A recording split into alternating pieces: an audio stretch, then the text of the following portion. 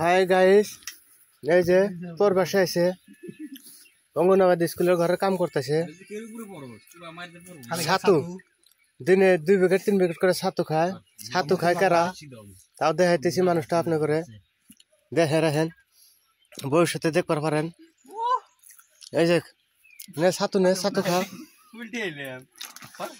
দয়া করে সবাই লাইক করেন, শেয়ার করেন, কমেন্ট করেন। বেচারা বিরাট অভাবে আছে বিদেশে, বই বলান সাইরা 7টা খালি বেড়া দেয় না এলায়।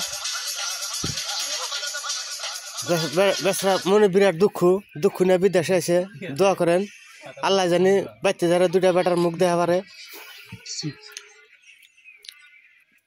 ছাতু খাওয়ারে বেচারা সেরকম ছাতু খাওয়ারে। আর একটা এর আগে একটা ভিডিও ছাড়ছিলাম, ছাতুর যে নুন গুঁড়া খাইছে এই বেচারা যে এটা মুখটা দেখা দিলাম। বুঝলে মুখটা ঘুরা, হ্যাঁ মুখটা ঘুরা। এই যে ছাতু খাই না মুখ ভালো করে দেখেন এটা।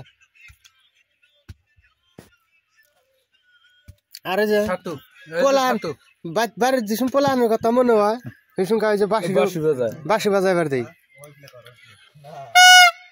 হ্যাঁ হ্যাঁ খান ছাতু খান।